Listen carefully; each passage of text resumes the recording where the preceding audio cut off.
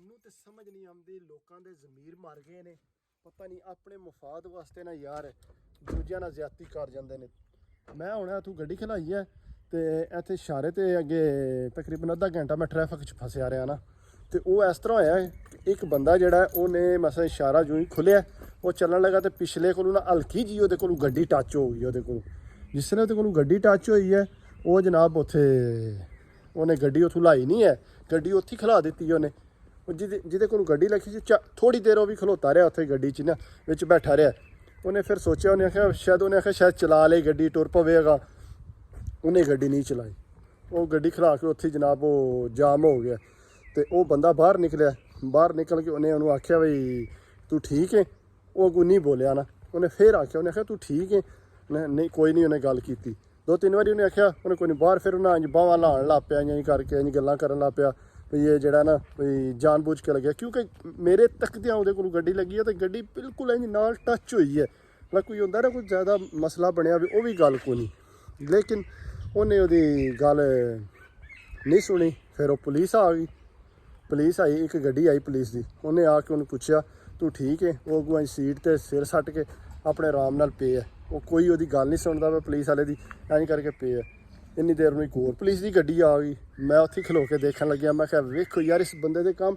ਉਹਨਾਂ ਨੂੰ ਜੇ ਤੂੰ ਗੱਡੀ, ਮੈਂ ਤੁਹਾਨੂੰ ਇੰਨਾ ਦੱਸ ਸਕਣਾ ਕਿ ਗੱਡੀ ਉਹਦੀ ਜਿਹੜੀ ਲੱਗੀ ਹੈ ਨਾ ਉਹਦੇ ਪਿੱਛੇ ਨਿਸ਼ਾਨ ਵੀ ਨਹੀਂ ਪਿਆ ਹੋਣਾ ਕਿ ਇੰਨੇ ਆਸਤਾ ਗੱਡੀ ਲੱਗੀ ਹੈ, ਲੇਕਿਨ ਉਸ ਬੰਦੇ ਨੇ ਇਸ ਚੀਜ਼ ਨੂੰ ਨਹੀਂ ਦੇਖਿਆ। ਫਿਰ ਇੱਕ ਹੋਰ ਗੱਡੀ ਆ ਗਈ ਪੁਲਿਸ ਦੀ, 3 ਗੱਡੀਆਂ ਉੱਥੇ ਪੁਲਿਸ ਦੀਆਂ ਹੋ ਗਈਆਂ। ਟ੍ਰੈਫਿਕ ਜਾਮ ਹੋ ਗਈ, ਅੱਧਾ ਘੰਟਾ 45 ਮਿੰਟ ਟ੍ਰੈਫਿਕ ਉੱਥੇ ਜਾਮ ਰਹੀ ਹੈ। ਤੁਹਾਨੂੰ ਪਤਾ ਕੰਮ ਦਾ ਟਾਈਮ ਸੀ ਤੇ ਬੰਦੇ ਫਿਰ ਰਸ਼ ਪਿਆ ਸੀ ਗੱਡੀਆਂ ਦਾ।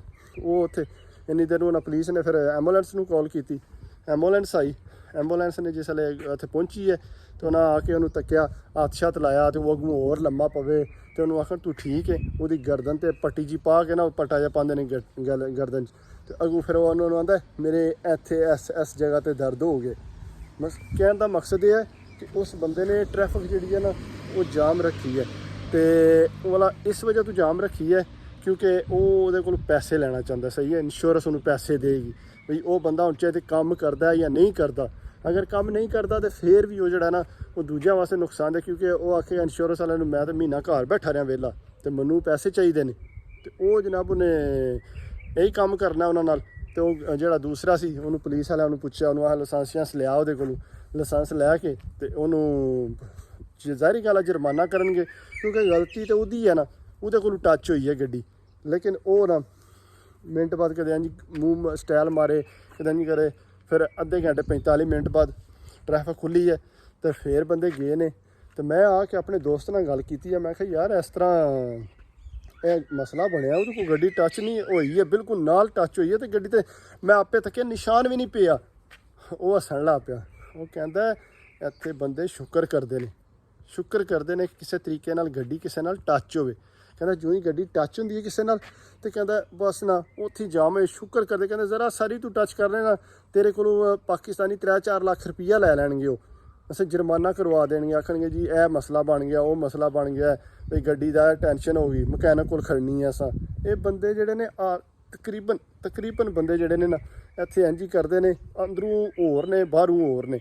ਇਸ ਵਾਸਤੇ ਯਾਰ ਮੈਂ ਨਹੀਂ ਸਮਝਦਾ ਕਿ ਕਿਸੇ ਨਾਲ ਜ਼ਿਆਦਤੀ ਕਰਨੀ ਚਾਹੀਦੀ ਹੈ, ਲਿਮਟ ਦੇ ਕਿਸੇ ਨਾਲ ਚੱਲਣਾ ਚਾਹੀਦਾ ਤਾਂ ਕਿ ਆਪਣੇ ਨਾਲ ਵੀ ਹੋ ਸਕਦਾ ਹੈ ਕੰਮ। ਤੇ ਮੈਂ ਵੀਡੀਓ ਸ਼ੇਅਰ ਕਰਨ ਦਾ ਮੇਰਾ ਮਕਸਦ ਸੀ ਕਿ ਦੇਖ ਲਓ ਤੁਸੀਂ ਕਿ ਬੰਦਿਆਂ ਦੀ ਕੀ ਐਸੀ ਸੋਚ ਹੈ। ਹਰ ਜਗ੍ਹਾ 'ਤੇ ਬੰਦੇ ਹੈ ਨਹੀਂ ਕਿ ਹਾਲੀ ਉੱਥੇ ਹੀ ਬੰਦੇ ਨੇ ਤੇ ਬਈ ਸਾਡੇ ਮੁਲਕਾਂ 'ਚ ਨਹੀਂ, ਇੱਥੇ ਨਹੀਂ, ਇੱਥੇ ਦੇ ਬੰਦੇ ਵੀ ਇੰਝ ਹੀ ਕਰਦੇ ਨੇ। ਬਸ ਇਹਨਾਂ ਦਾ ਤਰੀਕਾਕਾਰ ਹੋਰ ਹੈ ਬੰਦਿਆਂ ਨੂੰ ਲੁੱਟਣ ਦਾ ਜਾਂ ਬੰਦਿਆਂ ਨੂੰ ਇਸਤੇਮਾਲ ਕਰਨ ਦਾ। ਮਸਾਂ ਤੁਸੀਂ ਹਿਸਾਬ ਲਾ ਲਓ, ਅਗਰ ਉਹਦੇ ਕੋਲ ਲੱਗੀ ਇੰਨੀ ਨਹੀਂ ਹੈ ਤੇ ਉਹ ਵਿੱਚ ਲੰਮਾ ਪੈ ਰਿਹਾ, ਉਹਦਾ ਮਕਸਦ ਕੀ ਹੈ? ਹੋਰ ਉਹਨੇ ਇੰਨੇ ਅੱਧਾ ਘੰਟਾ 45 ਮਿੰਟ ਕਿਉਂਕਿ ਉਹ ਗੱਡੀ ਉਹਦੇ ਨਾਲ ਟੱਚ ਹੋਈ ਹੈ। ਇਹ ਲੋਕ ਜਿਹੜੇ ਭਾਈ ਹਰ ਬੰਦਾ ਆਪਣੇ ਤਰੀਕੇ ਨਾਲ ਲੁੱਟਦਾ, ਜਿਸ ਤਰ੍ਹਾਂ ਸਿਆਸਤਦਾਨ ਦੂਜੀ ਤਰ੍ਹਾਂ ਲੁੱਟਦੇ ਨੇ ਜਾਂ ਮੁਖਤਲਿਫ ਤਰੀਕੇ ਨਾਲ ਬੰਦੇ ਲੁੱਟਦੇ ਨੇ, ਬਈ ਸਾਹਮਣੇ ਸ਼ੋਅ ਨਹੀਂ ਕਰਦੇ। ਇਹ ਹਿਸਾਬ ਹਰ ਪਾਸੇ। ਤੇ ਥੈਂਕ ਯੂ, ਮੈਂ ਸਿਰਫ ਇਹ ਸ਼ੇਅਰ ਕਰਨਾ ਸੀ। ਧਿਆਨ ਨਾਲ ਗੱਡੀ ਚਲਾਇਆ ਕਰੋ ਤਾਂ ਕਿ ਤੁਹਾਡੇ ਨਾਲ ਵੀ ਇਹ ਕੰਮ ਪੈ ਸਕਦਾ। ਠੀਕ ਹੈ, ਅੱਲਾ ਹਾਫਿਜ਼।